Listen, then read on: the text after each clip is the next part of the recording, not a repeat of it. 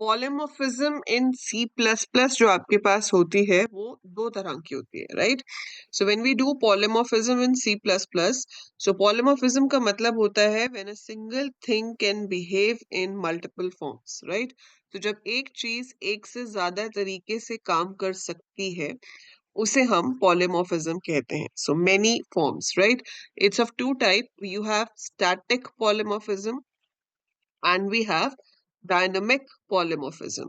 Static polymorphism को early binding भी कहा जाता है, ठीक है? और डायनामिक पॉलीमॉर्फिज्म में होती है लेट बाइंडिंग, ठीक है? या फिर आप कह सकते हो अर्ली बाइंडिंग का मतलब है कंपाइल टाइम बाइंडिंग, और डायनामिक बाइंडिंग का मतलब है रन टाइम बाइंडिंग. अब ये बाइंडिंग का मतलब क्या है कि किस फंक्शन कॉल के लिए कौन सा फंक्शन एग्जीक्यूट होगा. तो अगर आप एक फंक्शन को कॉल कर रहे हो, so which function will be executed for that call basically comes under binding. ठीक है. अब हमने पॉलीमॉर्फिज्म के, स्टैटिक पॉलीमॉर्फिज्म के दो तरीके किए थे. एक हमारा होता है इसमें मेजर फंक्शन ओवरलोडिंग, कि आप एक ही नाम के एक से ज्यादा फंक्शंस बनाते हो और वो फंक्शंस में जो नंबर ऑफ आर्ग्यूमेंट्स या टाइप ऑफ आर्ग्यूमेंट्स जो होता है वो अलग अलग होता है. So based on the number and type of argument it decides कि कौन सा फंक्शन कॉल होगा, ठीक है? That is called function overloading. उसके बाद हमारे पास आया ऑपरेटर ओवरलोडिंग, जिसमें हम ऑपरेटर्स को भी काम डिफाइन कर सकते हैं और डिपेंडिंग अपॉन किस क्लास के ऑब्जेक्ट्स के साथ ऑपरेटर यूज हो रहा है उसका काम होता है. ये स्टैटिक पॉलीमॉर्फिज्म में आ जाता है. Function overriding to an extent is also early binding. Function overriding with virtual functions is your runtime binding. ठीक है. सो आपके पास runtime binding क्या हो जाता है? Virtual functions with overriding. Overriding का मतलब है कि डायनामिक पॉलीमॉर्फिज्म के लिए ये जरूरी है कि मेरे पास एक तो इनहेरिटेंस हो, क्योंकि इनहेरिटेंस होगी तभी ओवरराइडिंग होगी, बिना इनहेरिटेंस के तो ओवरराइडिंग ही नहीं हो सकती. सो पहले इनहेरिटेंस हो, और इनहेरिटेंस के अंदर हमारे पास क्या होना चाहिए? We should have function overriding. जो बेस क्लास में फंक्शन का नाम है वही नाम डिराइव्ड क्लास में भी होना चाहिए, ठीक है?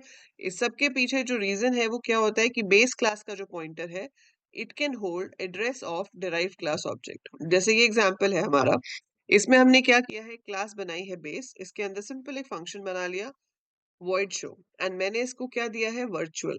ठीक है. अभी अगर मैं इसको रन करती हूँ, इसका आउटपुट देखोगे आपके पास क्या आएगा लिखा हुआ, base class derive class 1 derive class 2 base class derive class 1 derive class 2. इसका अगर हम मेन देखें तो क्या है, हमने यहाँ पर एक बेस क्लास का ऑब्जेक्ट लिया है और एक पॉइंटर लिया है. ऐसे ही मैंने D1 डिराइव क्लास का एक डायरेक्ट ऑब्जेक्ट लिया है. D1 का ऑब्जेक्ट है मेरे पास, एक D2 का ऑब्जेक्ट है. अगर आप a डॉट शो करोगे तो वो ऑब्जेक्ट के साथ कॉल हो रहा है ना. जब ऑब्जेक्ट के साथ कॉल हो रहा है तो ऑब्वियस सी बात है कि वो बेस क्लास में से शो फंक्शन को कॉल करेगा. जब आप D1 b लिख रहे हो और b डॉट शो को कॉल कर रहे हो तो वो आपका डिराइव्ड 1 में से कॉल करेगा. अगर आप D2 के साथ कर रहे हो तो डिराइव्ड 2 के साथ कॉल करेगा. लेकिन जब हम यहाँ पॉइंटर के एड्रेसेस डाल रहे हैं, जब आप p में a का एड्रेस डाल रहे हो तो p एरो शो कॉल करने पे वो बेस क्लास के लिए प्रिंट करता है. p में b का एड्रेस डालने पे वो डिराइव क्लास 1 के लिए करता है, और c का एड्रेस डालने पे डिराइव क्लास 2 के लिए करता है. ऐसा ही होना चाहिए था, पर ये हो पा रहा है क्योंकि हमने यहाँ पर वर्चुअल लिखा है. अगर आप इसके आगे से वर्चुअल हटा दो, अब यहाँ पर भी इनहेरिटेंस है, बेस क्लास है, वॉइड शो है, ठीक है. D1 में आपने बेस को इनहेरिट किया है, शो इसके अंदर भी बनाया है, ओवरराइडिंग है. D2 में भी मैंने बेस को इनहेरिट किया है, शो इसमें भी बनाया. अब अगर आप इसको रन करोगे तो आपके पास ये सेम रिजल्ट नहीं आएगा. अभी आपको क्या दिखाएगा, base class derive class 1 derive class 2 और फिर तीनों बार बेस क्लास प्रिंट हुआ.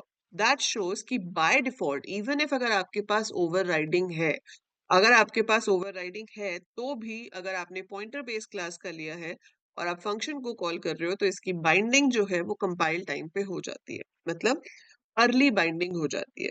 तो ये जो लिंकिंग है ये कंपाइल टाइम पे ही हो जाएगी, अर्ली बाइंडिंग हो जाएगी. उसकी वजह से वो हमेशा बेस क्लास वाले फंक्शन को ही कॉल करेगा, इवन इफ अगर आप पॉइंटर से कॉल कर रहे हो. तो सिर्फ पॉइंटर लेना काफी नहीं होता है, हमें यहाँ पर बेस क्लास के अंदर फंक्शन को भी वर्चुअल लेना पड़ता है.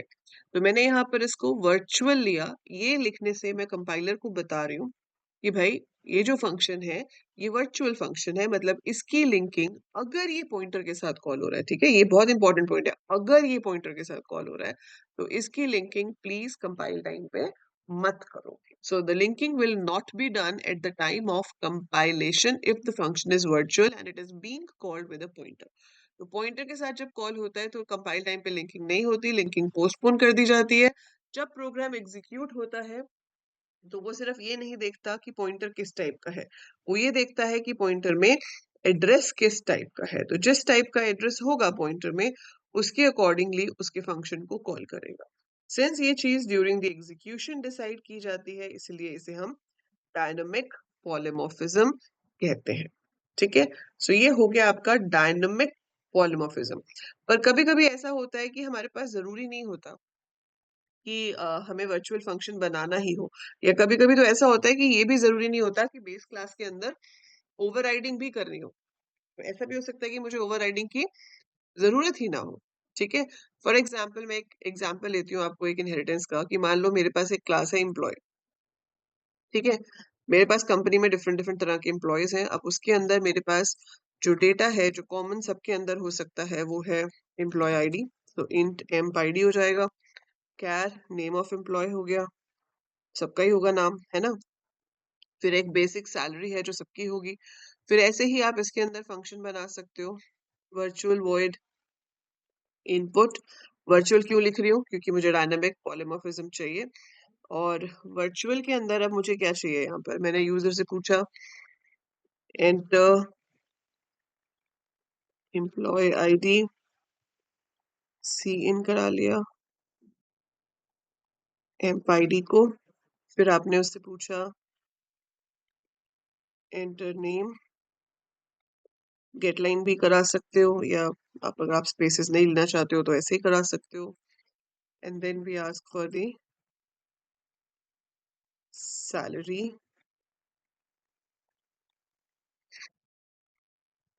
So I get the values. So we've got the ID, we've got the name, we've got the salary. ऐसे ही मैंने एक फंक्शन बनाया virtual void show. अब इस शो के अंदर मुझे ये सब कुछ दिखाना है तो मैंने यहाँ पर शो कर दिया ID is emp ID, name is name, salary is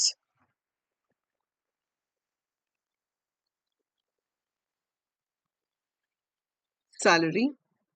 So salary is salary. So ID show कर दिया, name शो कर दिया, एंड मैंने यहाँ पर इसकी सैलरी शो कर दी. ठीक है, so ID name and salary we are displaying over है. अब इसी क्लास को आपने यूज करके बनाना था, मान लो एक वर्कर जो डेली वेजेस वर्कर है हमारा, हम वो बनाना चाहते हैं. और मैंने इसके अंदर इनहेरिट किसको कर लिया, एम्प्लॉय क्लास को. अब डेली वेजेस वाला जो वर्कर है उसको मान लो ओवर टाइम मिलता है. ठीक है, सो उसके लिए मैंने एक एक्स्ट्रा वेरिएबल ले लिया ओवर टाइम. अब जब आपने इसके अंदर शो बनाया तो आपको यहाँ पर क्या करना है, बाकी के डेटा के साथ साथ ओवर टाइम भी शो करना है. तो आपने यहाँ पे शो कर दिया overtime is, then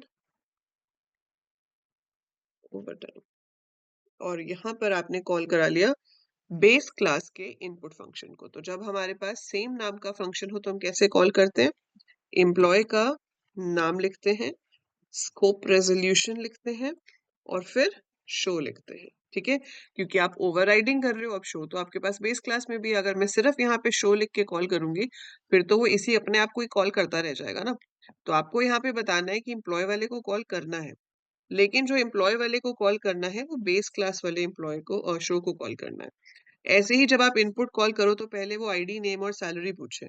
ID name और सैलरी पूछने के लिए पहले आपको एम्प्लॉय क्लास वाले इनपुट को कॉल करना है. तो आप लिखोगे एम्प्लॉय स्कोप रेजोल्यूशन इनपुट, तो वो पहले उसमें से कॉल करेगा, आपका आईडी नेम और सैलरी वहां से इनपुट हो जाएगा, और फिर हम यहाँ पे उसको पूछेंगे कि एंटर ओवर टाइम. वो ओवर टाइम हम सी इन करा लेंगे। ठीक है, आप इसको ओवर टाइम आवर्स भी ले सकते हो और फिर ओवर टाइम कैलकुलेट भी कर सकते हो, दैट्स अप टू यू। सो ये तो हमारा नॉर्मल कोड हो गया। अब ऐसे मैं मान लेती हूँ कि मेरे पास दो सब क्लासेस हैं, एक वर्कर क्लास है और मान लो एक उसकी सेल्समैन करके कोई क्लास ले लेते हैं हम। तो सेल्समैन क्लास में क्या है कि आपके पास इन दी सेल्समैन क्लास आपके पास कुछ इस तरह से है कि जैसे इसके अंदर हमारे पास ओवर टाइम है, सेल्समैन के अंदर हमारे पास लेट्स से फ्लोट कमीशन है। ठीक है, कि उसको सेल्स करनी होती है और जितनी सेल्स उसने करी उसके बेसिस पे उसको कमीशन मिलता है। तो मैंने यहाँ पे फ्लोट कमीशन ले लिया। सो यहाँ पर ओवर टाइम की जगह पर हम क्या पूछ लेंगे, एंटर कमीशन। वो कमीशन आपका यहाँ पे आ जाएगा। फिर ऐसे ही हमने शो बनाया, शो में भी ओवर टाइम की जगह पर हम क्या शो कर देंगे कि कमीशन कितना है। तो ये भी एक तरह से हमारी वही हो गई हायरार्किकल इनहेरिटेंस, और इसमें भी हम वही पॉइंटर की तरह से अपना काम कर पाएंगे। तो अभी जो मैंने आपको दिखा रही हूँ इसमें वो भी नॉर्मल है, नॉर्मल वर्चुअल फंक्शन लिया हमने इसके अंदर। ठीक है, अब इसमें मुझे एम्प्लॉय का ऑब्जेक्ट चाहिए ही नहीं क्योंकि खाली तो कोई एम्प्लॉय मेरे पास होता नहीं है, या तो एम्प्लॉय वर्कर होगा या सेल्समैन होगा। तो मैंने ले लिया एम्प्लॉय पी। ठीक है, अब ये जरूरी नहीं है कि मैं अपनी जो दूसरी दो क्लासेस हैं उनके ऑब्जेक्ट्स ही बनाऊं, मैं उस चीज को डायनामिक भी कर सकती हूँ। डायनामिक मतलब हम डायनामिक मेमोरी एलोकेट कर सकते हैं बेस्ड ऑन यूजर्स चॉइस। कैसे? जैसे आपने यहाँ पर यूजर से पूछ लिया कि press 1 if you have a worker और यू हैव अ सेल्समैन। तो मैंने यहाँ पे एक वेरिएबल ले लिया डी, यूजर से पूछा, क्या पूछा, C out press 1 for worker, 2 for salesman, और सी इन करा लिया डी के अंदर। ठीक है, अब चेक कर लिया कि अगर तो डी 1 है तो ये जो पी पॉइंटर मैंने लिया है, ठीक है, इसमें मैं कर दूं न्यू वर्कर। तो सी प्लस प्लस में तो मेमोरी एलोकेट करना बहुत इजी है, आपने सिर्फ लिखना है न्यू वर्कर। तो इससे क्या होगा, आपको एक वर्कर के लिए मेमोरी एलोकेट हो जाएगी। एल्स अगर ऐसा नहीं है तो हम क्या करेंगे, न्यू सेल्समैन। तो मैंने कुछ ऐसा कोड लिख दिया कि अगर तो आपका क्या कहते हैं 1 हुआ तो we will allocate memory for the worker, otherwise we will allocate memory for the salesman। और यहाँ पर हमने नॉर्मल ही p एरो इनपुट और p एरो शो को कॉल कर लिया। अब यहाँ पे देखो, आपको जब तक प्रोग्राम एग्जीक्यूट नहीं होता तब तक पता ही नहीं है कि ये p एरो इनपुट और p एरो शो कौन से फंक्शंस को कॉल करने वाला है। I don't know. ठीक है, आई डोंट नो क्यों, आई डोंट नो क्योंकि p में क्या जाएगा वो तो d की वैल्यू पे डिपेंड करेगा। अब यूजर डी में कुछ इनपुट करेगा, अगर यूजर डी में 1 इनपुट करता है तो पी में मेमोरी एलोकेट होगी वर्कर के लिए। अगर यूजर 1 इनपुट नहीं करता है तो मेमोरी एलोकेट होगी सेल्समैन के लिए। ठीक है, सो वो जो भी मेमोरी एलोकेट होगी वहां से फिर हम इसको कॉल करा लेंगे, और अकॉर्डिंगली वो चेक करेगा कि पी में किसका एड्रेस है। अगर वर्कर का एड्रेस है तो वर्कर वाले में से फंक्शंस कॉल हो जाएंगे, अगर सेल्समैन का एड्रेस है तो सेल्समैन वाली क्लास में से कॉल हो जाएंगे। और ऐसा इसलिए होगा क्योंकि हमने ओवरराइडिंग कर रखी है और दोनों फंक्शंस जो है इनपुट और शो वो बेस क्लास में वर्चुअल है। सो वर्चुअल का मतलब है कि उनकी लिंकिंग कंपाइल टाइम पे नहीं होगी, उनकी लिंकिंग रन टाइम पर होगी। तो अब वो मुझसे पूछ रहा है प्रेस 1, मैंने अगर 1 प्रेस किया तो enter employee ID, employee ID मैंने एंटर कर दिया 190 लेट्स से, नेम इनपुट कर दिया, सैलरी इनपुट कर दी, ठीक है, ओवर टाइम इनपुट कर दिया, और वो अब चारों चीजें दिखा रहा है ना। अगर आप इसको रन करते हो और आप ऑप्शन में 2 एंटर करते हो तो वही पी एरो इनपुट कॉल होगा। ठीक है, वही same P arrow input call होगा, लेकिन इस बार वो आपसे कमीशन पूछ रहा है। ठीक है, क्यों कमीशन पूछ रहा है, क्योंकि इस बार उसमें एड्रेस सेल्समैन का गया है। देख रहे हो, सो ये फायदा होता है डायनामिक पॉलीमॉर्फिज्म का कि मैंने यहाँ नीचे जनरल कॉल लिखी है, मुझे खुद को नहीं पता कि यूजर 1 डालेगा या 2 डालेगा। सो ये पी एरो इनपुट कौन से इनपुट और शो को कॉल करेगा ये तब तक पता ही नहीं चलेगा जब तक पी में कोई एड्रेस नहीं जाएगा. So this thing is decided during the execution of the program. तो ये चीज प्रोग्राम एग्जीक्यूशन के दौरान डिसाइड होती है बेस्ड ऑन की पी में एड्रेस क्या है. So based on the address stored in P it decides what to do. So ये चीज जो है इसे हम कहते हैं डायनामिक पॉलीमॉर्फिज्म, और ये आपका फायदा है वर्चुअल फंक्शंस का. आई होप यहाँ तक समझ आ गया विद दिस मीनिंगफुल एग्जाम्पल. जो पहले वाला एग्जाम्पल था वो तुमने सिर्फ देखने के लिए किया था कि कैसे काम होता है, but this is your one of the meaningful examples. अब इसी में एक थोड़ा सा चेंज और कहती हूँ. मैं कहती हूँ कि मुझे एक टोटल सैलरी नाम का फंक्शन भी चाहिए. तो मैंने क्या किया, चलो यहाँ पे बना लिया वॉइड टोटल सैल, और इसके अंदर मैं टोटल सैलरी प्रिंट कराना चाहती हूँ. तो मैंने यहाँ पे प्रिंट कराया total salary is, total salary कितनी होगी, सैलरी प्लस कमीशन इस केस में. ठीक है. सो इस केस में सैलरी प्लस कमीशन जो है वो मेरी टोटल सैलरी हो गई. ठीक है. एंड इस केस में आपकी टोटल सैलरी हो जाएगी salary plus over time. But do I actually need a function in your base class? Base class में तो नहीं चाहिए ना मुझे, पर यहाँ तो एरर आ जाएगा जैसे ही मैं यहाँ पे कुछ सिलेक्ट करूंगी. अच्छा, एरर अभी नहीं आएगा क्योंकि मैंने कॉल नहीं करा. अगर मैं कॉल करती तो एरर आता हमारे पास. ठीक है. एरर कब आता है, जब आप यहाँ नीचे कॉल करते हैं. आपने P arrow input, P arrow show, और यहाँ पर कॉल कर लिया होता पी एरो टोटल सैल. देखो लिंकिंग चाहे इसकी रन टाइम पे होगी, ठीक है, लिंकिंग रन टाइम पे होगी, लेकिन कंपाइल टाइम पे वो टोटल सेल को लिंक करने जाएगा, देखेगा कि बेस क्लास में तो टोटल सेल है ही नहीं. अब बेस क्लास में अगर टोटल सेल है ही नहीं तो आपके पास एरर जनरेट हो जाएगा कि ये कॉल तो हम कर ही नहीं सकते क्योंकि ये फंक्शन ही हमारे पास नहीं है. ठीक है. लिंकिंग तो रन टाइम पे जाके होनी है, पर ये एरर तो कंपाइल टाइम पे ही आ गया. तो इसका मतलब है कि ये जो एम्प्लॉय क्लास है इसके अंदर मुझे ये टोटल सेल फंक्शन बनाना पड़ेगा. अब एक ऑप्शन है कि आप इसको ऐसे खाली बना के छोड़ दो, और इसको वर्चुअल भी बनाना पड़ेगा ताकि ये चले, है ना. सो आप ये चला पाओ उसके लिए आपने वर्चुअल वॉइड टोटल सेल और आगे खाली ब्रैकेट देके छोड़ दिया. आपने वन प्रेस किया, आपने एम्प्लॉय का आईडी एंटर किया, एम्प्लॉय का नाम एंटर किया, सैलरी इनपुट करी, कुछ भी ओवर टाइम एंटर किया, और फिर वो शो कर रहा है अलोंग विद एडिंग इट. ठीक है. बट इस केस में ये फंक्शन को मैंने ऐसे खाली छोड़ा है. अब यहाँ मेरे पास दो ऑप्शंस हैं कि या तो मैं इसको ऐसे खाली छोड़ दूं या फिर मैं लिख दूं इक्वल टू 0. इससे मैं बता रही हूँ कि ये फंक्शन की कोई भी डेफिनेशन है ही नहीं, इस फंक्शन में कोई भी बॉडी है ही नहीं. सो ये जो फंक्शन है ये आपका बन गया pure virtual function. This function is called pure virtual function. तो प्योर वर्चुअल फंक्शन का मतलब है कि आपको इसका कोई भी ऑब्जेक्ट, इस क्लास का कोई भी ऑब्जेक्ट अब आप क्रिएट नहीं कर सकते. ठीक है. So once we create this class we cannot create an object of this class. So it's pure virtual function. जिस क्लास के अंदर एक pure virtual function होता है वो क्लास abstract class कहलाती है. ठीक है. So when I define a pure virtual function, तो अब मैं चाह के भी employee class का object यहाँ नहीं बना पाऊंगी. मतलब मैं pointer बना सकती हूँ, स्टार पी है, ठीक है, प्रॉपर है, कोई प्रॉब्लम नहीं है. आप इसको रन करो बिल्कुल सही चलेगा, कोई प्रॉब्लम नहीं आएगी.